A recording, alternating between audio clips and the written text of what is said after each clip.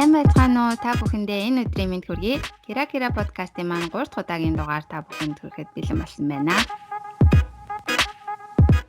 За, энэ удаагийн дугаараар нэгэн хүнтэй зочин урагдан оролцож байна. За, тэр бол Toyota компанид 10 жил инженерээр ажилласан Инхчээ ах маань надтай ярилцахаар зочноор орсон байна. За, энэ өдрийн мэнд хүргэе.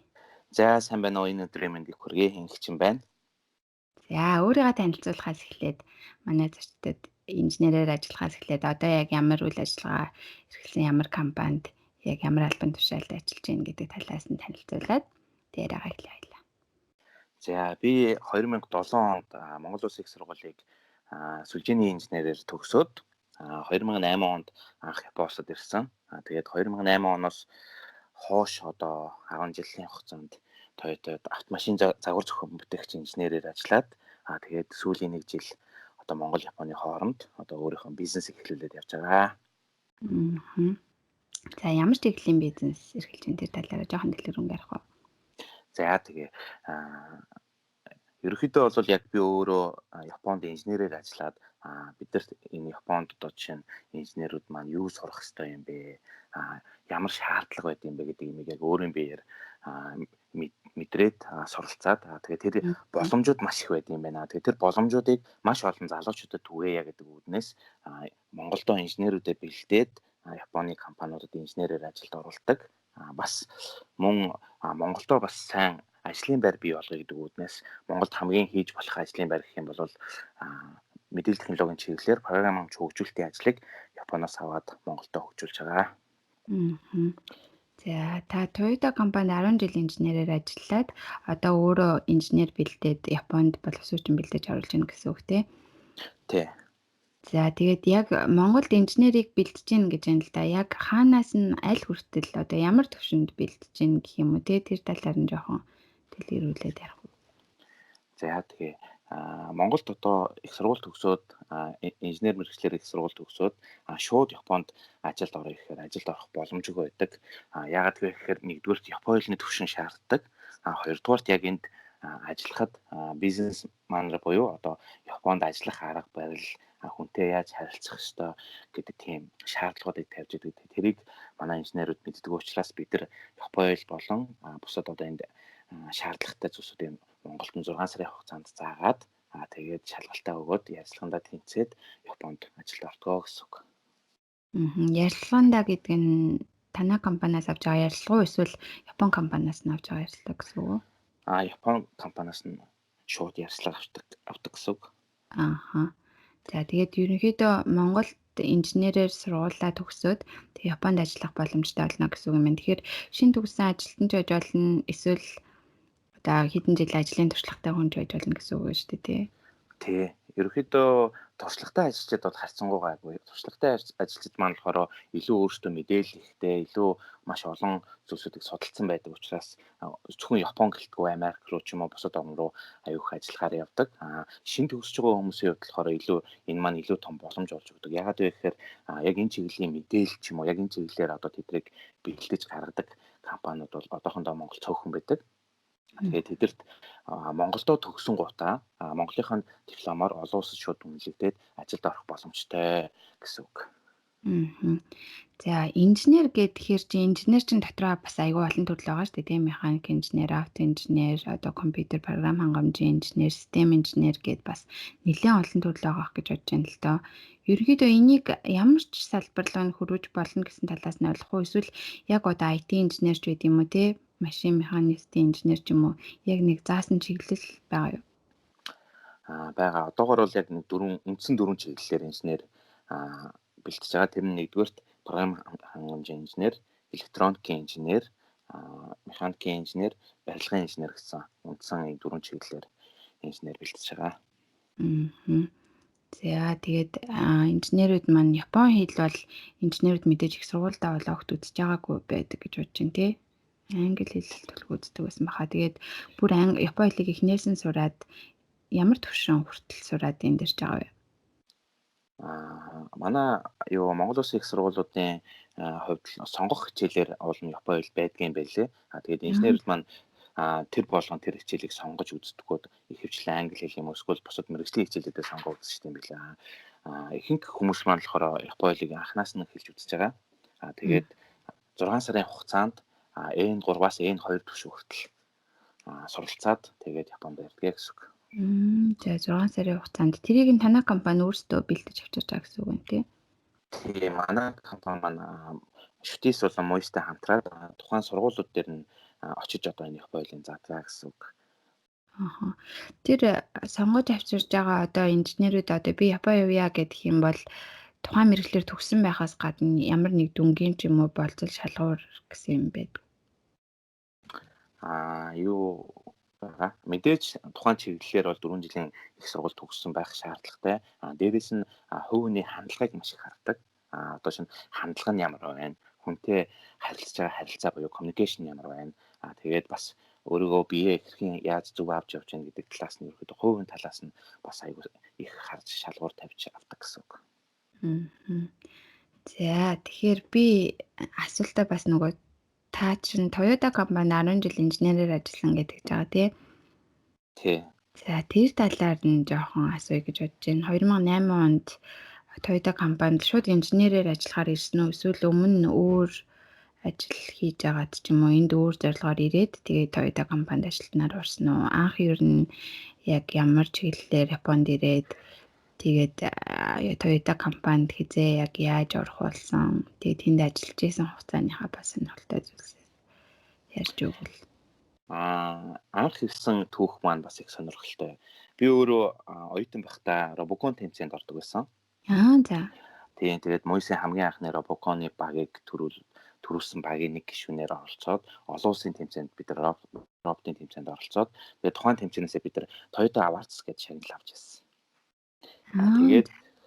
Тэгээд буцаад Монголдо ирээд сургуулаа төгсчөөд ер нь нэг Toyotад ажиллаж үзье. Ер нь машин роботын чиглэлээр сонирхолтой байсан учраас ажиллаж үзэх юмсан гэсэн бяцхан мөрөөдөлтөй явж исэн. Тэгээд тухайн үед болохоор Toyota-гийн туслан гүйцэтгэгч буюу одоо Toyota-гаас ажил аваад бас дизайн хийдэг тийм компани одоо ажилтны шалгаруулж авнаа гэсэн зарын дагуу очоод ярьцлага өгөө тэнцээд тэгээд тухайн компанид Японд ирчээд тухайн компанид бүтэн жил ажилласан. Тэгээд тэр хугацаанд болохоор Toyota-гийн ажлыг авч хийгээд Toyota-тай маш их ажлын харилцаатай байсан. Тэгээд тэндээсээ үнэлэгдээд одоо Toyota-гийн дотор орж анх ажиллаж эхэлсэн гэсэн үг. За тэгээд 10 жилийн хугацаанд яг Toyota-гийн яг ямар чиглэлийн ажлыг хийж байв? Ер нь монголчууд хэр их ажилладаг байсан бэ? Намайг тухайн үед ажилд ороход бол монголчууд маш цөөхөн байсан. Тэгээд дээрэс нь би ч өөрөө IT мэргэжлийн хүн болохоор юу гэх машины загвар зохион бүтээгч инженер гэдэг мэргэжлэр Toyotад ажиллаж байгаа болохоор юу ч мэдэхгүй бүх зүйлийг нойлоос нэхэлж сурсан гэсэн үг. Тэгээд нойлоос нэхлээс сураад явахаар бас айгүй амар юм байлаа. Хоёрын оронд дутуу юм мэдснээс юу ч мэдэхгүй байсан нь илүү нөгөө надад сурахад илүү нөгөө төхөн болж өгсөн. Тийм тэгээд 7 жил ажиллаад 7 жил нэгсэндээ маш ууггүй ажилласны үр дүнд Toyota-гийн инженерүүд өгдөг шалгалт гэж байдаг. Тэгээд тэр шалгалтанд нэгт орсон байна. Тийм тэгээд нэгт ороод 5000 инженер шалгалт өгөө тэнд нэгт ороод тэгээд дараа жил нь болохоор Toyota-д ерөөхдөө 2 жил бүтэн багшаар ажиллаад одоо шинэ инженерүүдэд яаж одоо инженеринг хийх ёстой, яаж дизайн хийх ёстой, ямар байх ёстой, стандарт нь юу юм гэдэг бүх зүйлүүдийг заах гэх юм уу ажлын хажуугаар заагаад явж исэн гэсэн үг. Тэгээд яг энэгээр би юу хэлэх гээд байгаа юм бэ гэхээр бид нар заавал бүх зүйлийг анханаас нь мэддэг байх албагүй. Энэ яг үнэхээр мэдгүй гэдгээ өөрөө хүлээн зөвшөөрөөд тэрэн дээрээ суралцаад явчих юм бол 75 жилийн түүхтэй Toyota гэдэг компани инженеруудын шалгалтыг монгол хүн өгөөд нэгдүгээр байранд орж болдгийм байна. Тэгэхээр энэ бол зөвхөн би биш бусад залуучуудад ч гэсэн энэ боломж байгаа юм байна гэдгийг би олж харсан гэсэн үг. Toyota компаниг бол зөвхөн Монголд гэлтгүй дэлхийд даяараа мэдгүй юм байхгүй. Тэр машиныг ундгүй улс гэж бараг байхгүй бах тий. Тэр том компани дотор орж ажиллаад тэгээд нэгдүгээр байранд орох хэмжээний ажиллаж чадна гэдэг бол маш хичээл зүтгэл бас давхар гарсан байх гэж бодож байна л доо. Ер нь яг ямар зарчмыг баримталж ажилладаг байсан тухайн үед өөрийн чинь хандлага ямар байсан учраас тэр олон хүмүүс донд тэргүүлээд бусад ажилтнууд Япон хүмүүс заах хэмжээнд хүртэл Ер нь яг юу миний яг ямар тал нь давуу тал болсон байх ч юм уу? Яг тэр талаас нь өөрөөсөө анзаарч харсан тал ч юм уу байдгүй. Надад одоо жишээ нь яг ийм юм маань даваа тал байсан гэж хэлэхэд бол жоохон хэцүү. Гэхдээ Монгол хүмүүсийн нэг ерөнхий зам байдаг шүү дээ. Монголчууд ер нь илүү аливаа зүйлийг аягүй их чөлөөтэй сэтгэдэг, арай илүү жоохон олон талаас хардаг, гүйлгээ авахын сайтай гэх юм уу, арай илүү хурдан сэтгэдэг гэдэг. Япон хүмүүсээс бидэрт бас нөгөө яг төрөлхийн нэг давуу тал гэж юм байдаг. Тэр давуу тал маань жоохон хөшөөрөг болсон юм болов уу? Бусдаар бол яг суралцах юм чинь бол яг л Японтай адилхан суралцаад адилхан хийгээд явж байгаа. Тэдрээс жоохон би Монгол хүмүүсийн илүү давуу тал нь болохоор илүү хурдан сэтгэдэг, илүү чөлөөтэй сэтгэдэг, илүү юмд баригдмал биш, илүү IQ өндөртэй гэдэг юм бол тэнд нөлөөсөн. Гэхдээ бид нар нөгөө нэг IQ өндөртэй ч юм уу эсвэл чөлөөтэй сэтгэдэг юм чинь ингээд өөрсдөө мундаг гэж юусоо бодож болохгүй. Энэ дээр плюс яаж багаараа ажиллах хэрэгтэй юм. Менежмент гэж юу юм? Цаг барих гэдэг юм чинь юу юм ч юм уу те. Тэр босод Япон хүмүүсээс аваад суралцах хэрэгтэй давуу талаадаа одоо давхар сурж байж одоо нэгт орох хэмжээнд очив юм болов уу гэж би боддог. Би тэгээ бас таныг яг Toyota-д ажиллаж явах хугацаанд бас инженерүүд Монголоос бэлдэж авчир Toyota компанид оруулж исэн гэж сонсч байсан санагдаад байна. Тий. Ер нь 7 жилийн өмнөөс анх Санчир гэж залууг би Toyota-д ажилд оруулж исэн. Тэгээд тэр Санчир гэж залуу маань одоо Toyota-гийн Shizuoka мужид Fuji-ийн хажууд байдаг. Toyota-гийн салбар компанид одоо болтол ажиллаж байгаа. Маш амжилттай ажиллаж байгаа. Тэгээд тэрнээс хойш 20-оос 22 орчим инженерүүдийг яг Toyota-д ажилд оруулаад автомашины загвар зохион бүтээгч инженер гэдэг мэргэжлэлээр одоо ажиллаж байгаа. Тэгээд тэндээс ер нь эхлэлтэй одоо яг энэ хийж байгаа ажил нь бас улбаалсан баг тий. Тэгээ ер нь бол яг одоо ингээд хүн чинь хийж үзчихээж бид нар цаашаа яах хэрэгтэй юм бэ? Бид нар яаж хийх хэрэгтэй юм бэ гэдэг юм чи яг хийж үзээд алдаж оноод тэгээд тэндээсээ суралцаад одоогийн одоо манай компани одоо үйл ажиллагааны одоо эхлэл болоод туршлага болоод явчихсан гэсэн үг. Тэг би бас ингэж бодоод байна л да. Одоо та өөрөө 10 жил Японд ажилласан, 10 жил тэр том компани дотор ороод ажиллаад тэр хүмүүсийн хандлагыг бол та мэддэг хүний зүгээс нэг өөр харагдаж байгаа. Дөнгөж Монголд их сургуулаа төгсөөд одоо тий ажлын байран дээр гарах гэж байгаа шинэхэн оюутнууд төгссөн одоо ажил дээр гарч байгаа залуучуудын хувьд байгаа хандлага хоёр маш их ялгаатай байгаа болов уу гэж би бас бодоод байна л да. Одоо мэдээж гэхдээ залуучуудын хандлага нэлээд өөрчлөгдөж байгаа ч гэсэндээ яг Японд ажиллаж Япончуудын дунд орж ажиллана гэхээр мэдээ соёлын ялгаанаас ахуулаад ялгаатай зүйлс нэлээд их гарна шүү дээ тий.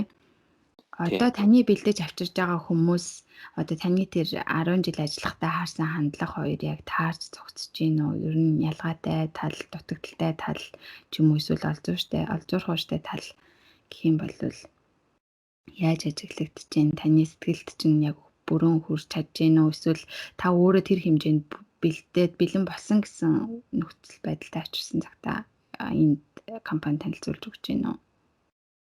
Мэдээж Япон Монголын хооронд бол соёлын ялгаа бол маш их байгаа. Тэгээд дээрээс нь хувь хүний хандлага төлөвшил гэдэг юм нь бол ерөөхдөө нэлээд өөр. Тэгэхээр Монгол хүмүүс анх зүгээр өөрсдөө шууд ирээд энд Японы нийгэмд тэгээд ороод ажиллаад амьдраад явхад бол мэдээж нь ойлгохгүй, мэдэхгүй, таарахгүй, тохирохгүй юмнууд бол маш их байдаг. Манай компанийн хувьд болохоор мэдээж яг тэрний тааж тохирох хүн хайж олохыг хичээдэг боловч яг Монголд бол үндэ яг тийм хүн байдаггүй. Тэгэхээр бидний одоо хийдэг зүйл юу вэ гэхээр Япончууд ямар шаардлага тавьж байгаа юм? Монголчууд ямар төвшөнд байгаа юм? Энэ хоёр хоорондоо огтлцохгүй ч гэсэн яавал энэ хоёрыг хооронд нь огтлцуулж уялдуулах вэ гэдэг талаас нь одоо харж ажилладаг гэсэн үг. Тэгээд 6 түрүүн хэлсэн 6 сарын хугацаанд Япон хэлээ үзэнгээ одоо бусад зүйлүүдийг суралцгаа гэдэг хандлага, харилцаа маш олон зүйлүүдийг заадаг. Тэгээд анх 6 сарын өмнө одоо чинь дөнгөж орж ирж байгаа тэр хүмүүсийн хандлага 6 сарын дараа одоо суралцаад гарсан хандлага хоёр ер нь баг тэнгэр газар шиг өөр болчдаг. Тэр маань магадгүй Монгол хүмүүс маань илүү юмыг хурдан сурдаг, илүү юмд басан зохицох чадвар сайтай учраас богино хугацаанд тэр чадваруудыг бас ингээд эзэмших боломжтой байд юм болов гэж боддог. Ер нь аль мэдээж маш хамгийн чухал зүйлийг хийж байгаа гэж бодож байна л да тий. Бас тэр хүмүүсийн хувьд ийм сайхан боломж нэгцэн байна гэдэг бол цаашдаа Японд Монгол залуучууд тань шиг нэрээ гаргаа явах бас үе таллагыг нээж өгч байгаа ах гэж бодож байна л доо. Тийм. Тэгээд ер нь Японд ирэхэд маш олон арга зам байдаг. Чи ч гэсэн сайн мэдж байгаа бох. Хэлний сургуулиар ирж болж байна. Эсвэл хэлтэй шууд их сургуулиар ирж болж байна. Эсвэл үндсэн ажилтнаар шууд ирж болж байна. Эсвэл гэрээт ажилтнаар үйлдвэрт ажиллахаар ирж болж байна. Тэгээд маш олон арга замууд байдаг. Манай компани олгож байгаа давуу тал нь юу вэ гэхээр одоо жишээ нь Монголдоос төгсчөөд Японд ирээд хэлний сургууль 2 жил сурчаад ажилд орох.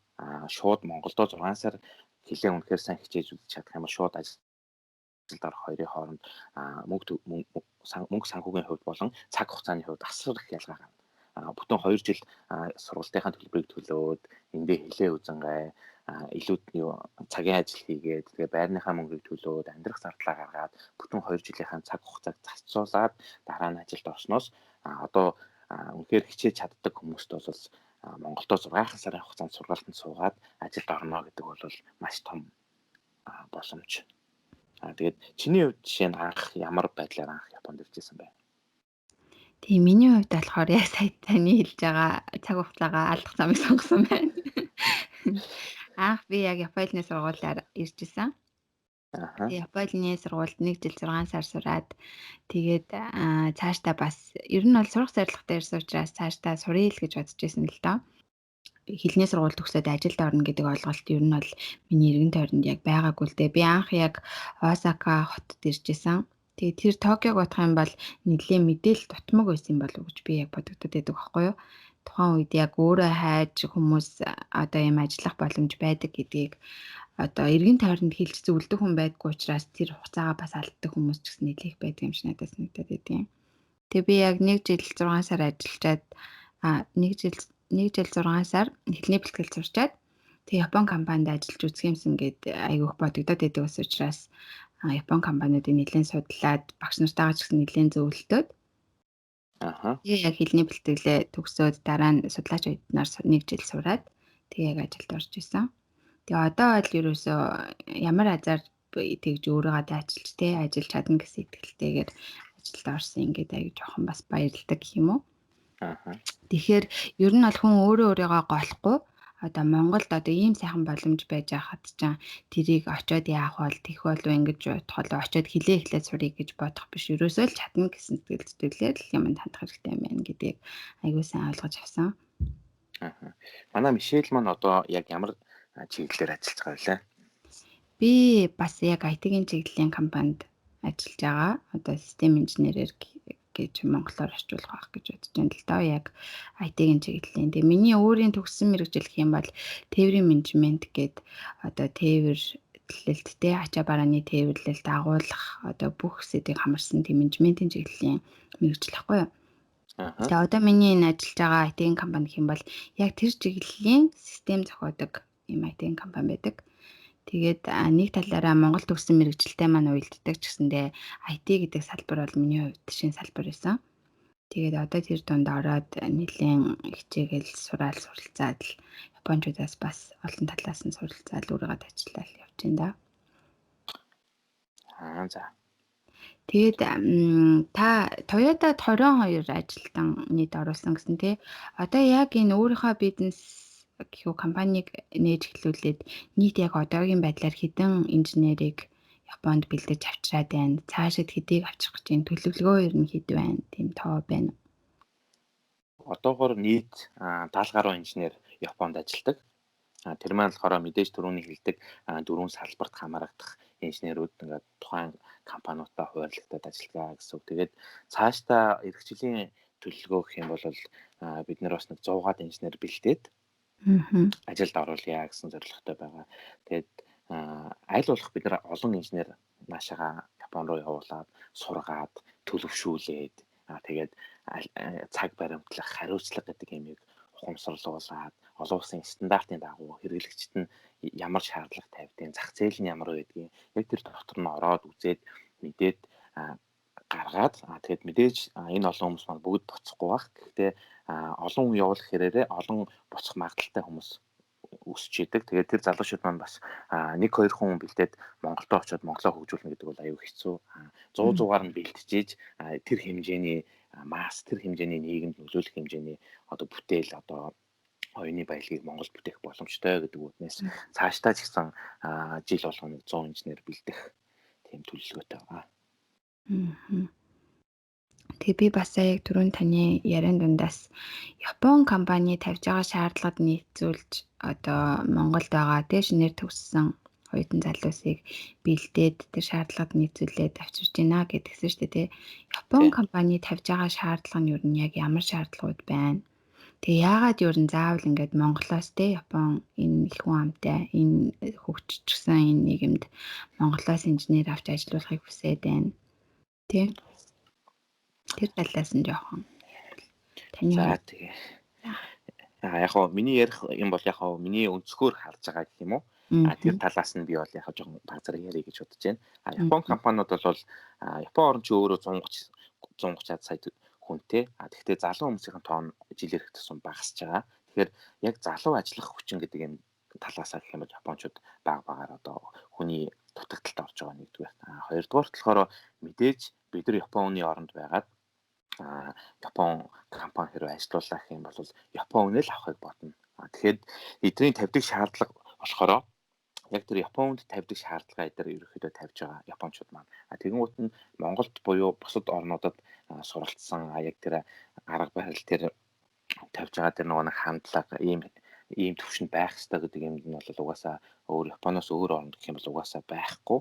Тэгэхээр тэрийг нь одоо чинь бид нэр илүү одоо яаж уялдуулах вэ гэдэг байдлаас Япон компаниудаа бас зөвшөлдсөн гэсэн үг.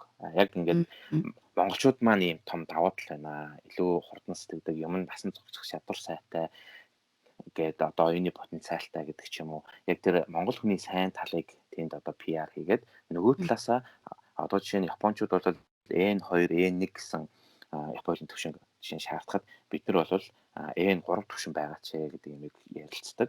Тэр нь ямар ч утгатай вэ гэхээр ядаж N3 төвшөнтэй болоод ирэх юм бол Японд ирээд эхний нэг жилийн хугацаанд ажиллаа ингээ Япон хуулиа сайжруулад N2 төвшөнд болох бүрэн боломжтой. Тийм болохоор аль болох бас тэр нөхцөл шаардлагыг монголчуудтай бас уялдуулаад арай жоохон багасгах ч юм уу.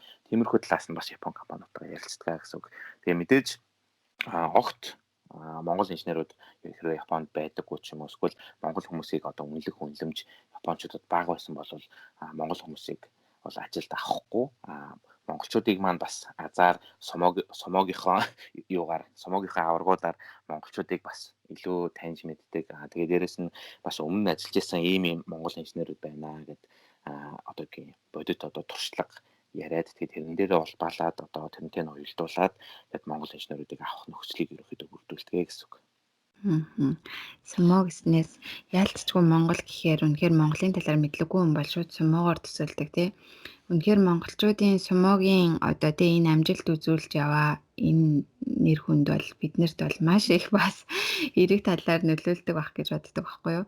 Сумо гэхээр чи монголчууд амжилттай явж байгаа гэдэг чинь тэрний ард маш хичээнгүй шаргуу тий хөдөлмөрч одоо юу гэдгийг дайчин хүчтэй одоо бүх талаас нь мэдээж тэр чинь нэгдээ тэр спортыг үүсгэдэг гэдгийг Япончууд бол өөрсдөө тэрийгээ сайн мэдж байгаа учраас Монгол хүн гэхээр яг тэр имиж нь төсөөлөгдөд идэв юм шиг надад санагдаад байдаг байхгүй юу.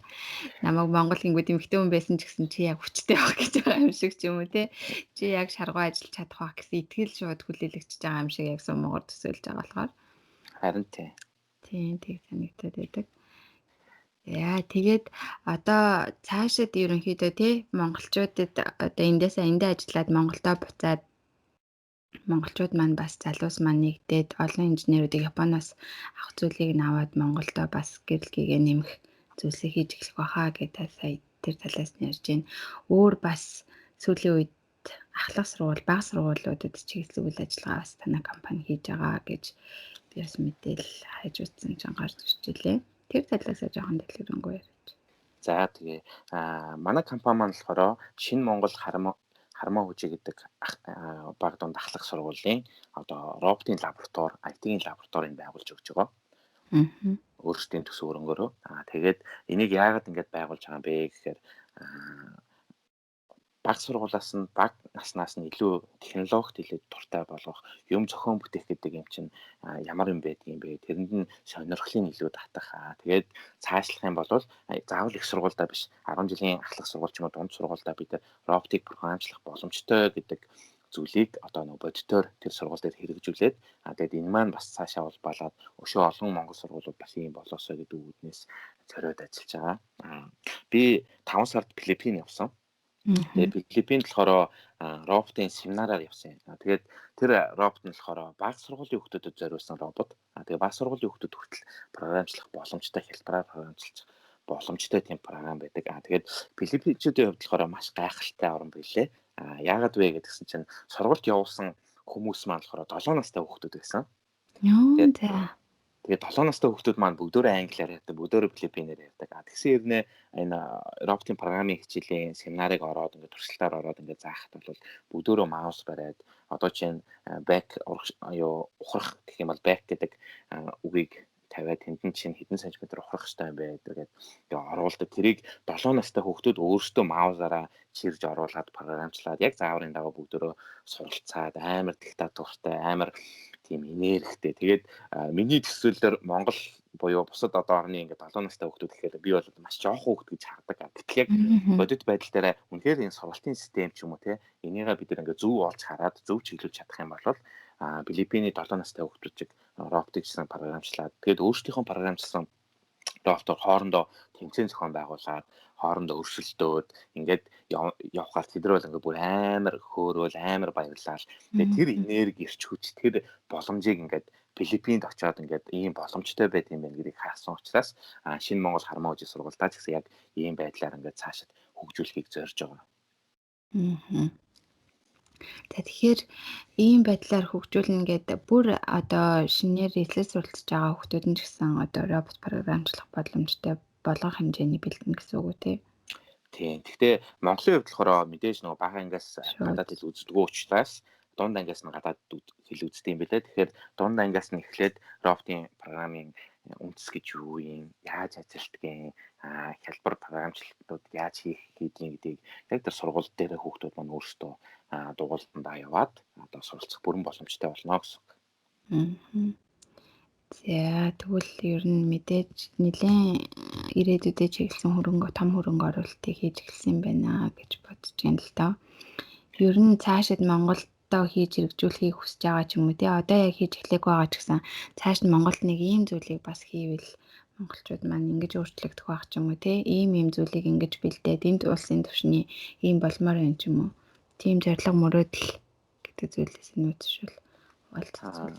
Бидний одоо гол зорилго маань одоо өнөөдөр ингээд инженер бэлдээд Японд ажиллаж байгаа юм бидний зорилго биш. Яг чиний түрүүний хэлдгээр бид нар Монголоо ийм болгомоор байна. Тэхийн тулд одоо жишээ нь яг IT-ийн салбар дээр бид нар ингээд Монголыг хөгжүүлмээр байна. Оюуны баялаг бүтээгээд тэрнгээрээ гаднаас валютыг оруулж ирдэг тийм урсгалыг ингээд нөгөө массын хэмжээнд ингээд нөлөөлмөр байна гэдэг маш том зорилго тавьсан одоо ажиллаж байгаа. Тэгээ тэрний хүрээнд бид нар одоо Японы хэдийдэн компаниудад гэрээ хийгээд IT-ийн хөгжүүлэлтийн ажлууд маань эхлэх гээд одоо ингээд эхлэх шатандаа явж байна.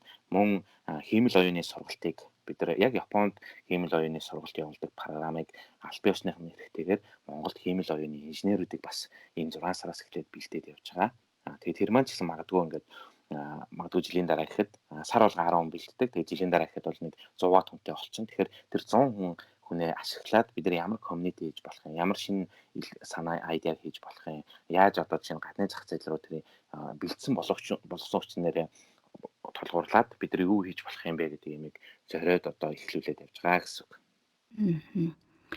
Бас яг надад ингэж үзэгдээд байдаг байхгүй юу? Яг уу бас Монголд шууд хийж хэрэгжүүлэх гэхээр боломж нь тийм байдаг байх л та. Одоо Монголд бэлдээд гадаадад гаргаж ажилламаар байна гэдэг юмыг бол айгүй их яриад таны ярианд дунд ч гэсэн энэ гарч штэ тий. Яг уу гадаадын нөхцөл шаардлагад одоо жишээ нь Японы нөхцөл шаардлага таарсан ажилтныг бэлдээд гаргах нь бол маш зөв үйл ажил гэж бас бодож байна л да. Гэхдээ одоо тэндээ бэлдээд Монголдо тэр залуус хийхэд одоо хийж бүтээхэд те Японд хийж болж байгаа энэ ажлыг Монголдо хийж хэрэгжүүлэхэд ч юм уу те одоо тэр хиймэл оюунхан AI-ыг хөгжүүлээд тэр хөгжүүлсэн үндсэн дээрээ гадагшаа гаргахаас өмнө шууд Монголдо хийж хэрэгжүүлээ ч юм уу тэр тохиолдолд яг тулгарч байгаа бэрхшээлүүд те шууд Монголдо хийгээд хэрэгжүүлчихээ гэхээр болохгүй байгаа зүйлүүд нь гэх юм бол хамгийн том шалтгаан юм уу юу байгаа вэ? Аливаа зүйлийг хийхэд зах зээл тэрэн дээр байдаг эцсийн хэрэглэгчид гэж байдаг. Тэгэхээр бид нар эцсийн хэрэглэгчид зориулж систем хийн, эцсийн хэрэглэгчид зориулж одоо шаардлагат нийцүүлж юм хийнэ гэдэг бол тэр эцсийн хэрэглэгчид маань юу хүсдэг юм бэ? Ямар амьдралын хэв маягтай юм бэ? Тэнд яг зах зээл нь яг яаж явагддаг юм бэ гэдгийг хүмүүс яг нүдэрээ үзэж яг тэр дунд нь орж үзчихэж тэндээс шин санаа гарч идэг. Тэгж тэрэнд нь уялдуулж юм хийж чаддаг болдог. Тэгэхээр одоо бид нар яагаад Монголын жишээ нь бусад IT-ийн компанид маш олон компанид байна шүү дээ. Японы компаниудыг эс тооцоод зөвхөн Монголын IT-ийн компаниуд олон улсын түвшинд гараад ингээд нэг солиушн гаргаад ингээд яг тэр нь бүр амжилттай болоод ингээд явж байгаа компани гэх юм бол айгүй тоотой хэдэн компани байгаа. Тэгээд тэр маань яагаад тэгж чадахгүй байгаа юм бэ? Эсвэл чадж байгаа компаниуд нь яаж чадаад байна вэ гэдэг дээр л гол асуудал байгаа юм л да. Яг Японд ч юм уу бусад орны зах зээл рүү гараад тэндээ ингээд суралцаад амьдраад сурцаж явж үзээгүй хүмүүс маань яг Монголдо сэтгээд яг олон улсын түвшинд ингээд юм хийе гэх юм бол нэгдүгээрт тухайн орны компаниуд маань яг Монголын одоо компанитай шууд гэрээ хийгээд хамтраад ажиллахад бол ихтгэлцэл гэдэг юм бол нэгдүгээрт байдаггүй. Хоёрдугаарт чанар стандартын хувьд ч гэсэн Япончууд бол маш өндөр чанар стандартыг тавьдаг. Тэгэхээр тэр чанар стандартын шаардлагыг хангасан компани Монгол компани байна уу гэх юм бол айгүй цөөхөн байхгүй шахуу. Тэгэхээр бид нар жишээ нь олон улсын зах зээл дээр гаад шатаад байгаа компани олоод харах юм бол тэд нар маань бүгдөө дандаа Америкт ч юм уу Японд суралцж исэн, ажиллаж исэн тийм хүмүүс маань Монголдо очиод компани байгуулад тэгээд тэдний арга барилтанд тохируулаад тэдний шаардлага стандартанд тохируулаад үйл ажиллагаа явуулах юм бол илүү бодиттой, илүү боломжтой болж ирж байгаа. Тэгэхээр миний нөгөө түрүүний хэлээд байгаа санаа нь болохоор илүү бид нар гадагшаа гарч юм сурах хэрэгтэй юм байна. Тэр орны соёл, тэр орны хэв маяг, тэр орны хүмүүсийн сэтгэлгээнд нь тохируулж бид нар үйлчлэгээ үзүүлэх систем хийхийн тулд тэнд нь очиж үзээгүй хүн бол яг тэрийг тохируулаад яг хийн гэдэг бол аюу хэцүү асуудал байгаа юм л да. Тийм байна. Тэгэхээр ер нь нүдэрээ үзэж харж те тухайн улсаас авах зүйлийг нь маш их цуглуулж авсныхаа дараа одоо эргээд Монгол руугаа чиглэсэн ажил хийвэл илүү үр дүнтэй хаа гэсэн санаа нь те. Тэгэхээр эсвэргээрээ одоо тухайн улсаас юмыг нь аваад одоо жишээлбэл надад байгаа асуудал байна л да. Би яг хизээ өөрийгөө бэлэн болсон гэж үзээд Монголдо буцах вэ те. Монголдо очиод би яг үнэхээр энэ сурсан зүйл маань Монголд очиод миний одоо тус нэмэр болж чадах ажил тэнд байгаа юу ч юм уу те. Эргэлзэж байгаа асуудлууд айгүйх байдаг байхгүй юу? Аливаа зүйл ер нь цаг хугацаа гэдэг бол заавал цаг хугацаа хизээ гэдэг нь болохоор одоо чинь тэдэн жилийн дараа ийм байх хэрэгтэй гэдэг юм бол ерөөхдөө байдаггүй. Хамгийн гол юм нь юу вэ гэхээр чиний зорилго юу юм бэ? Чи одоо чинь мишэл гэдэг хүн өнөөдрийн мишэл мэдээж өмнөөс мишэлээс өнөөдрийн мишэл илүү байгаа ч гэсэн цаашдаа мишэл маань яг юу хиймээр байгаа юм бэ? Мэдээж зөвхөн одоо хүнд туслах гад ч юм уу эсвэл бусад хүмүүс ийм хийж байгаа юм чи ийм хийн гэдэг биш. Яг өөрийнхөө хувьд хүн дуртай ажиллаа хийх юм бол тэндээсээ кайф аваад тэндээсээ сэтгэл ханамж аваад заавал өндөр цалинтай биш ч гэсэн сэтгэл ханамжтай, үн цэнтэй амьдрах бүрэн боломжтой байдаг. Тэгэхээр хүн болгон өөрийн гэсэн одоо зорьсон зорилго тэрэндээ хүрэх арга зам тэгээд тэрнээс нь шалтгаалаад хүн болгоны хувьд бас өөр цаг хугацаа магадгүй шаарддаг баг. Тэгэхээр заавал цаг хугацаанд баригдаад юм уу эсвэл аливаа нэг бусдын одоо урсгал одоо нөлөөлөлт автгаасаа илүү эхлээд хүн өөрийнхөө зорилгыг тодорхойлох. Тэгээд өөрийнхөө зорилгыг тодорхойлцоод тэгээд тэрийгээ чи хэдэн наснда ямар болмоор байгаа гэдэг зорилгоо тодорхойлчих юм бол тэрийг яаж хэрэгжүүлэх ёстой. Өнөөдөр миний явж байгаа энэ арга зам маань зөв байна уу? Дараагийн удаа би эдэндээ хүрэхийн тулд ямар одоо сонголтыг хийх ёстой юм бэ гэдэг юм бодоод хийчих юм бол өссөн үсээгөө цаг хугацаас ингээд урсаад өнгөрч идэг. Тэгээд тэр хугацаанд зорилго нь тодорхой хийх аргаа ингээд тодорхойлцсон хүмүүс бол тэгэл өссөн үсээгөө аяанд дээр зорилго чинь биелэгдээд багаар биелэгдээд яваад эцсийн дүндээ гол болно гэсэн үг. Тэгэхээр ерөөсөө гол асуудал маань залуучууд маань өнөөдөр ямар зорилготой байна, юу хүсэж байна, тэрийгээ тодорхойлох нь аягүй чухал юм болов уу гэж бодож байна. Их гоё тайлбар, их гоё зөвлөгөө байна. Өөртөө авч хэрэгжүүлэхээр зорилго гэдэг зүйл бол алсынж дээр те ойрынж дээр хүн зорилгоо маш сайн зөв тодорхойлоогүй байгаа тохиолдолд бол те цаашд юу хийж тэр хүн яаж амьдрах гэдэг нь тэр чигтэл тодорхойгүй л байдал үүснэ гэсэн үг байна л да. Тэгээ сая таны цаг хугацаа гэдэг яран дээрээс та одоо энэ олон ажлыг амжуулахад цаг ашиглалт, цаг төлөвлөлт, цагийн менежментийг ер нь хэрхэн хийж байна? Бас мэдээж Япон, Монгол хоёр улсын хооронд явж байгаа тий. явах, нааш цаашаа ирж очихоос ахуулаад одоо ажилтан бэлдэх, одоо энэ сургуулийн ажил гэж маш олон ажлыг нэг дор амжуулахын тулд бас одоо Toyota компанид 10 жил инженерээр ажилласан хүн Япончуудаас цаг ашиглалт гэдэг зүйлийг бас маш гэрхээ олж харж тэрийг амьдралтаа хэрэгжүүлсэн болохоор энэ олон зүйлийг амжуулаад явж байгаа гэж удаад байгаа байхгүй юу? Миний хувьд болохоор яхаа мэдээж хувь хүний цаг төлөлт гэдэг бол аюул чухал гэж үздэг. Гэхдээ энэ олон ажлыг яаж зэрэг амжуулж юм бэ? Тэр цаг төлөлтийн арга нь юу юм бэ гэх юм бол ямар нэг арга ч юм уу ямар нэг юм байхгүй ерөөсөө л чи багаа зөв бүрдүүлэх хэрэгтэй. Хэрвээ чи чадвартай яг тухайн төслийг тухайн ажлыг хийхэд яг тохирсон хүмүүсээрээ цагаа багаа зөв бүрдүүлэх юм бол тэрэн дээр заавал юм болгон дээр өөрөө орооцолтоод ороод ингээд цаг гаргаад явхаасаа илүү миний одоо цагийг одоо хамгийн хэмндэг зүйл маань юу вэ гэхээр манай багийн гишүүд байдаг. Тэгэхээр би багийнхан гишүүдийг зөв сонгоод ингээд явах юм бол миний хувьд энэ цаг хугацаа маань айгүй хэмнэгдээд би өөрөө байхгүй ч гэсэн авсаас ч гэсэн ингээд бүх зүйлээ ингээд хянаад ингээд удирдах явах бүрэн боломжтой байдаг. Тэгэхээр энэ цаг хугацаатай бас хамт үр дүнгээ ингээд үр ашигтай байхын тулд хамгийн чухал юм чи ерөөсөө чиний баг чамтай хамтарч байгаа хамт олон тэр хүмүүсийн чадамж тэр хүмүүсийн нэг баг болж ажиллах одоо тэр хүмүүс тэр ажлаа үнэхээр сэтгэлээсээ хийгээд тэндээсээ бас кайф авч чадчихна. Тэндээ бас үнцэнтэй байж чаддаг гэдгийг мэдрүүлэх тэр зүйлүүд маань одоо чинь миний цагийн менежментийн хамгийн гол одоо хөдөлгөх хүч болд юм болов уу гэж боддог. Тэгээ хувь хүний үн цэн гэдэг тал дээр хүн ер нь өөрийнхөө үн цэнийг нэмэгдүүлэхийн тулд өөрөөсөө ямар зүйл хичээл зүтгэл гаргах хэрэгтэй.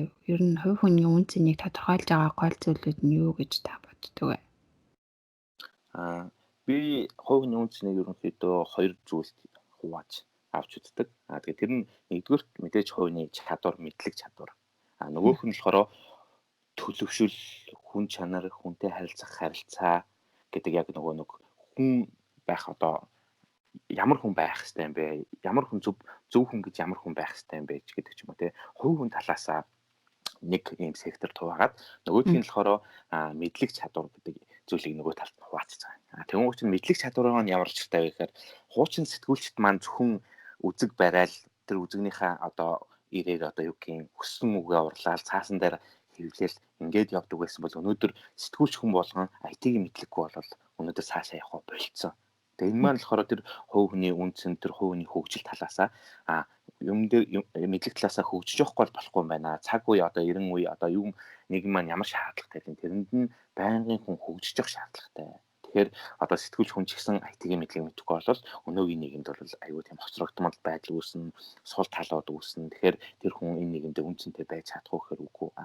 Нөгөө талаасаа хувийн талаасаа гэх юм бол хувь хүмүүс маань мэдээж хандлага нь буруу ч юм уусгүй ямар нэг байдлаар ингээд юм доголдолтой хүн байх юм бол тэр хүн тэр одоо тухайн хамт олон ч юм уу тухайн нийгэмдээ үнцэнтэй байж чадахгүй гэдэг бол бас их асуудалтай. Тэгэхээр зөвхөн мэдлэг чадвараас гадна хувийн хөгжил одоо тэр хувийн одоо өөрийнх нь юмд хандж байгаа хандлага төлөвшил communication гэдэг юм бол аягүй чухал. Тэгэхээр тэр талаасаа ч гэсэн хүмүүс бас өөрийгөө аягүй сайн хөгжүүлж явах хэрэгтэй. Хэрвээ ямар нэг асуудал гарах юм бол бусд руу харах гэхээс илүү өөрлөгөө орж хараад миний яг юу нь болохгүй байна. Тэгэхээр би энийг өөрчилчих юм бол ямар үр дүнд хүрэх юм бэ гэдэг талаасаа хүмүүс хандлага жоохон өөрчилчих юм бол бас тэр хүн өөрөө үнцэнтэй байж чадна. Илүү нөгөө нэг тэрэн дээрээ ингээд тэр маань зүг болоод ирэх юм илүү цаашаа хүн өөрийгөө хөгжүүлээд явхад өөрийгөө тэмүүлээд ингээд явхад хүртэл тэр маань хөдөлгөх хүч маань болчтой.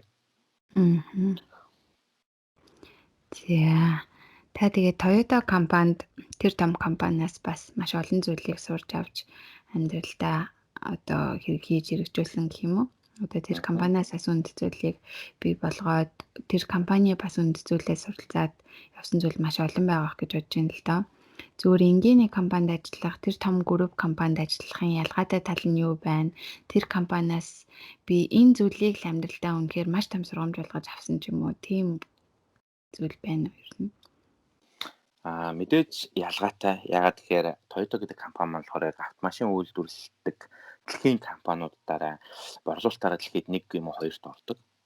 Volkswagen гэдэг Германы компани байна. Toyota Японы Toyota гэдэг компани байна. Ерөнхийдөө борлуулалтаараа дэлхийд одоо жил болгон энэ хоёр компани маань л 1-2-т ороод явдаг дэлхийн номер 1 компани гэсэн үг. Нөгөө талаасаа Япон компаниуд дотроо борлуулалтаараа ер нь нэгт ордог.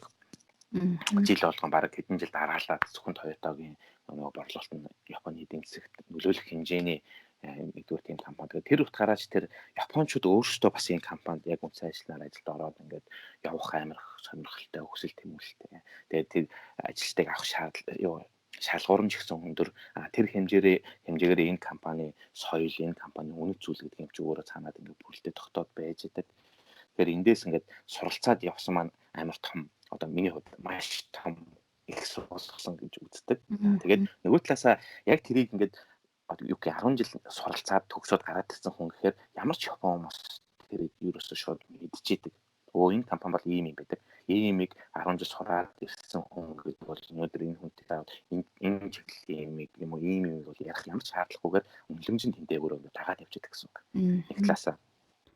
Нөгөө талаасаа Toyota маань бид нар шиг одоо Toyota-д ажилладаг байхдаа ер нь бол нэг нэрийн хуц баг байдгүй шахаа байлаа шүү дээ. Яг нөгөө инженерээр ажиллаад тэгэл Toyota маань өөрөө бас нэг аюу гоё том гоё юм юу гэдэг вэ гэхээр өөрөө баг 2000-аас 3000-аад компаниг тэжээгээ явж яадаг. Тэр нь болохоор Toyota-гийн эд ангийг хийдэг ч юм уу, Toyota-тай хамааралтай Toyota-гаас ажил аваад хийгээд явж байгаа компаниуд гэсэн. Тэгэхээр тэр компаниудын хувьд ч гэсэн энэ Toyota-д ажилладаг инженер гэдэг юм бол энэ инженерүүд маань юу хийдэг юм бэ? Энэ инженерүүд маань юу шийддэг юм бэ? Тэрний тохируулж тэр 1000 гаруй компаниуд жишээ нь яаж ажиллах ёстой юм бэ гэдэг юм чинь тэд ингээд ойлгоцсон байдаг учраас тэндээс ингээд суралцах зүйлүүд бас аюух гарч иж байгаа. Нөгөө талаасаа нөгөө нэг 1000-аад компани дээр эргээд очиход манай Toyota-гийн ийм төсөл дээр ингэж ажилласан ийм инженер шүү дээ гэдэг аюу хүндэтгэлтэй хүлээж авдаг. Тэр талаасаа бас аюу гоё юу байдаг. Үнцэн нь одоо шинэ би энд 10 жил ажилласнараа үнцэн өөрөө дагаад ингээд явж идэг. Хугацаа ингээд өнгөрөх тусам одоо ингээд үнцэн нэмэгдээд явж идэг гэх юм уу. Тэр талаас аюу бидэрт бас аюу том даваа тал болгож байгаа юм болов уу гэж боддог. Одоо ч гэсэн бид нар ингээд бизнесээ хийгээд явж байхад өмнө хаана юу хийжсэн бэ гэдэг юм аюу асуудаг. Тэгэхээр жишээ нь ингээд би ингээд өмнө бол тэдэн онд анх Японд ирээд одоо тийм компанид одоо ингэж ажиллаж байгаа. Одоо ийм хийж байгаа юм байна гэд ярихад бол тэр хүмүүс энэ хүн бол яг ийм хэмжээнд ийм хийжсэн юм байна гэдэг юм мэддэг. Нөгөө талаасаа мэдээлэл гэдэг юм чи одоо айгүй нээлттэй болсон шүү дээ. Тэгэхээр худлаа ярьж болохгүй. Тэгэхээр яг тэргээ хэлээл тэд нар чинь Toyota-гийн тэр дараагаас тэгээд асууж ийм байдаг, тийм байдаг гэхэд нөгөө хэрвээ би үнэхээр сайн ажиллаж ирсэн бол нөгөө дараанаа нь тэрийг чинь үнэлээд хэлээд өгчдөг ч юм уу. Тэр хэмжээгээр энэ хүнд бол итгэж болох юм байна гэдэг тэр үнц нь бас тэнд ингээд байж идэг. За тэгээ би бас сая таны ярианаас их бахархал төрөөд ингэж бодлоо л да. Одоо яг шинэ төгсөж байгаа энэ залуу үедээ одоо 2008 онд анх та Toyota компанид ажилтнаар орж явахад хэдэн настай байсан. Одоо яг тэр насны залуус одоо танаас маш их үлгэр дуурайл авч мэдээж бахархаж Японд ирж байгаа танаар дамжуулж ирж байгаа инженерүүд ч гэсэн танаас үлгэр дуурайл авч байгаа ах гэж бодож байна. Тэгээд та яг Toyota компанид ажиллахаас өмнөх одоо их сургуулаа төгссөн инхчингийн хувьд одоо Toyota-д ажиллана гэдэг зорилго байсан болов байгаагүй болов тэр үед юу өөрийгөө яаж төсөөлж ирээдүйд ямараар харж байсан бэ? Мэдээж нөгөө Toyota-д нөгөө Roft-ийн тэмцээнийг ороод Toyota гэдэг шагналын нөгөө ерхий ивент тэтгэгчийн шагналыг аваад тэгээд ер нь ажиллаж үзэх юмсан гэдэг нууцхан мөрөөдөлтэй байсан. Тэгээд тэр боломж гарч ирээд яг хуу Toyota-д явна гэж мөрөөдөл байсан болохоос яг ингэрээд яг юу сурах юм би үнэхээр чадах юм уу чадахгүй юм уу гэдэг юм дээр бол тухайн үед бол надад бол амар юу байсан л та. Айгу бүрхэг одоо юу гэх юм надад ямар ч төсөөл нэгдүгээрт байгаагүй. Хоёрдугаарт яг энэ салбарт одоо жишээ нь өмнө нь маш олон жил ажилласан, надаас өмнө маш олон жил ажилласан бидрийг зааж чиглүүлээд явах тийм хүн ерөөсөө огт байгаагүй. Японд ирээд ингээд ажилдаа гарахад ч гэсэн ерөөхдөө ингээд амар их ганцаарддаг ч юм уу хин нэг ингээд заагаа зөвлөд өгчвөл илүү би энэ алдааг заавал гарахгүйгээр ингээд явах боломжтой байсан ч юм уу гэж одоо бодоход хаа. Тухайн үед бол ерөөсөө л хүүхэд. Тэгээд хүүхдтэй бүр амар тийм дэврүүн айгүй тийм Европ сэтгэлгээтэй, Америк сэтгэлгээтэй их задгаа сэтгэдэг илүү ингээл юм руу хийчих гээл юм өсчих гэж юм уу гэж байгаа тийм хүүхд байсан юм болов уу гэж боддог. Тэгээд Японд ирээд хамгийн их сурсан юм болохоор миний төлөвшил. Японд ирээд эхний 2 жил бол ерөөсөө нэгдүгээрт хэл муу, хоёрдугаарт ингээд тийм дэврүүн тийм энэ чинь хүмүүс чинь ингээд Японд ирэхээр тийм хайрцаглагдмал юм шиг тийм хайрцагт орцсон юм шиг санагдаад л бүх юм чинь ингээд рүүл дүрм биелүүлэхгүй болохгүй, ингэж болохгүй, тэгэж болохгүй гэдэг маш олон тийм асуудлуудтай эхлээд тулгарч ирсэн. Тэгээ тэр нь одоо чинь яг тэр хിവэрээ би байх юм бол энд би Японд дасахгүй юм байна гэж ойлгоод тэрийгээ өөрийгөө эвдээд гэх юм уу да одоо энд нь уусаа тасан зохицоод энэ рүүл чи юуны тулд байд юм бэ? Энэ хэрвээ рүүл байхгүйсэн бол би яах энэ хэрвээ энэ нийгэм яаж өөрчлөгдөх юм бэ? Компани яаж өөрчлөгдөх юм бэ гэхээр маш олон рискүүдийг дагуулж идэг учраас тэрийг нь хүлээн зөвшөөрөөд би одоо энэ дээр ингэж төлөвшөх хэрэгтэй юм байна. Энэ дээр бол ийм хандлага өөрчлөхгүй болохгүй юм байна. Энэ бол буруу байсан юм байна гэдэг юм амьдралаас би өөрөө суралцаад явсан. Тэгээ яг тэр үүднээсээ одоо чинь шинээр ирж байгаа залуучууд тэдэрт бол бас яг адилхан тийм асуудлууд тулгардаг. Гэхдээ надаас нэг ялгаатай нь болохоор тэд нар симпайтай гэсэн үг байхгүй. Өмнө ажиллаж байсан туршлагатай инженерүүдтэй уулзлаас тэдрийг чиглүүлээд аваад явчих инженерүүд зөндөө байж байна. Заагаа зөвлөөд саппорт хийгээд кэр хийгээд хажууд нь ингээд дэмжиж явах ийм юмнууд байна. Одоо симпай гэх юм уу одоо өмнө ирсэн юм инженерүүд зөндөө байна. Тэгээ надаас ахуулаад би бол байнга одоо авчирсан инженерүүдтэй юм комьюнити үүсгэж одоо байнга уулзалт зохион байгуулж өгдөг. Тэрэн дээрээ одоо чинь анх бол би одоо надад ийм асуудал тулгардаг байсан. Гэхдээ та нар гэсэн ийм асуудал тулгарч байна. Гэхдээ энийг заавал над шиг алдах хаалбгүйгээр та нар ингэх ёстой гэж заагаа зөвлөд явчих юм бол миний нөгөө 10 жил туулсан амьдрал 10 жил туулсан туршлагаас илүү одоогийн залуучууд надаас илүү амжилт гарах бүрэн боломжтой. Тэгэхээр миний алдсан алдаг давтахгүй учраас симпайдын алдсан алдаг давтахгүй учраас энэ залуучуудад бас маш их боломж одоо өөрчлөгдөөд маш их боломж одоо нэгдэж байгаа юм болов. Бидрээс илүү мундаг, бидрээс илүү чадварлаг инженерүүд болох бүрэн боломж байгаа гэсэн үг. Бусдын алдаанаас суралцаад тий алдахгүй бүр илүү хичээл зүтгэлтэй заа зөвлөх хүнтэй илүү их амжилт гарах боломж байна гэсэн үг байна тий. Тий. Тэгээд бас анх ирж байгаа хүмүүсийн хувьд одоо тийм байлаа гэж бодоход энд ирээд одоо ажиллаад тий асуудлуудтай тулгараад одоо зааж зөвлөх хөнгөө шин салбарт бас ирж байгаа хүн бас байгаах гэж бодож байгаа байхгүй юу? Зөвхөн инженер гэлтгөө ер нь одоо яг энэ чиглэлээр надад үнэхээр зааж зөвлөө туслаад өгөх хүн байхгүй гэж бодох хүн бас байгаах гэж бодож байна л доо. Тэр хүний хувьд та яг өөрөө туулаад үзээд ирсний хувьд яг энэ зүйлдээ энэ зарчмыг баримтлаад явхад л ер нь аяанда болцдог ч юм уу те ийм хичээл зүтгэл гаргах ч юм уу эсвэл шантрах үедээ яг ингэж бодоод би энийг даваад гараад ирсэн гэсэн өөрөө урам авч ясан зүйлээсээ ч юм уу эсвэл өөрийгөө зоригжуулж ясан тэр зүйлээсээ ер нь зөвлөгөө өгвөл юу яажсэн нөгөө надад тулгарсан өөрийн хувьд яг тулгараад яг ингэ шантраад бүр ингээд буцаа болий гэжсэн үе хүртэл байдаг. Тэгээд яг тэр бол яг ирснээс 1 жилийн дараа гэх юм уу ерөнхийдөө нөгөө нэг энэ нийгмийнхаа ялгааг олж хараад таниад ингээд надтай ингээд зөрчилдөөн үүсгээд байгаа. Би юун дээр болохгүй байгаа гэдэг юм дээр амар их тулгарч исэн үе маань болохоор яг анх Японд ирээд 1 жил болж исэн үе байдаг.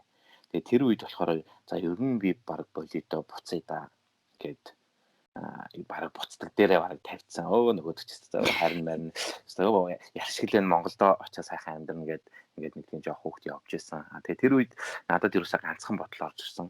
Тухайн үед би анх Японд ирээд 20 ихтэй дээр лөө 21 дээр дээржсэн. Тэгээ 21 дээр дээрчээд би яг 30 таатай ийм хүн болно гэд би өөрийнхөө зорилгыг тодорхойлсон байсан. Тэгээ яг тэр шантрах үед тэр зорилго маань толгойд орж ирээд би яагаад энэ зорилго тавьчаад одоо эндээс ингээ буцах гээд байгаа юм бэ гэдэг өөрөө өөртөө зөрчилдөд эхэлсэн. Тэгээд үнэхээр зорилгоо яг ийм тодорхой тэгээд тэр маань бас нэг биелэх боломжтой гэх юм уу?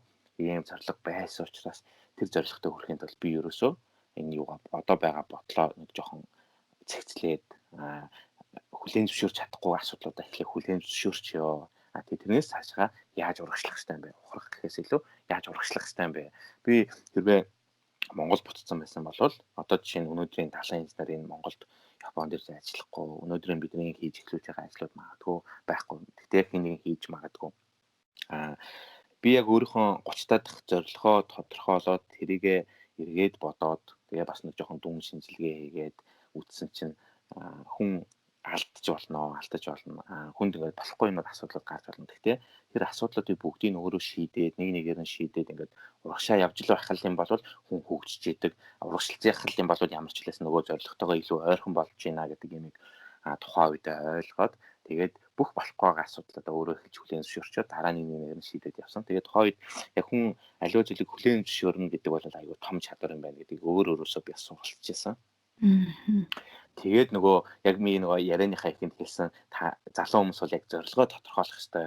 Тэр чинь та нарын үнцэн, тэр чинь та нарын одоо хөдөлгөх хүч чинь болж идэг.